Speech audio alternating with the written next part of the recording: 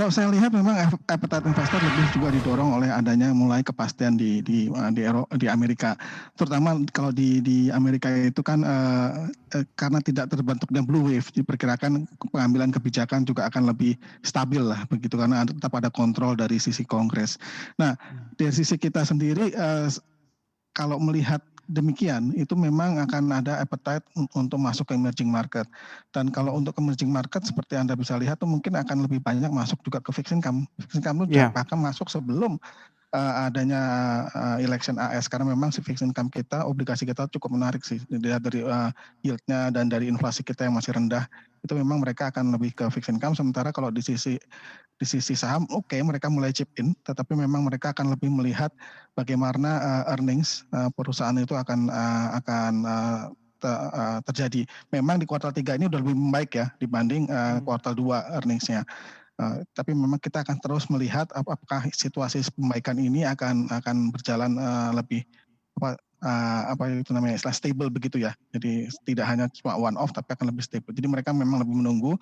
Kalau dilihat mereka masuknya tuh lewat sebenarnya lebih banyak lewat ETF begitu, dalam artian mereka akan masuknya tuh ke kapitalisasi besar, karena mereka memang lebih melihat pada kenaikan indeks secara umum, tidak kepada masing-masing sektor per sektor, karena saat ini memang masih sulit untuk melihat di Indonesia sektor mana yang kira-kira akan lebih pulih lebih dahulu begitu.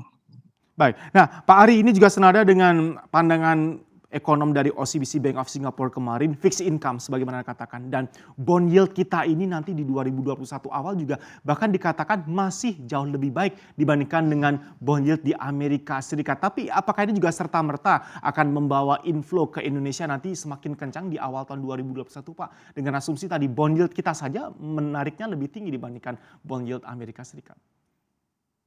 Memang kalau buat saya bond yield kita tuh masih menarik sih. Kalau dilihat di seluruh dunia juga arah suku bunga itu masih akan rendah. Dan di kita sendiri kalau dilihat itu deposit tuh naik, tetapi loan tuh masih turun karena memang ya ekonomi susah, siapa yang mau pengusaha yang mau pinjam gitu. Nah kalau demikian berarti kan deposit kemungkinan besar juga akan ditekan begitu, suku Iya. bunga deposito. Oleh karena dari sisi investor lokal juga akan mencoba mengejar obligasi. Dari sisi asing dengan asumsi bahwa risk appetite itu naik, risk kemampuan untuk mengasumsi risiko lebih tinggi, mereka akan masuk ke kita melihat kestabilan dari currency dan juga dari yield yang memang besar itu sekali sih.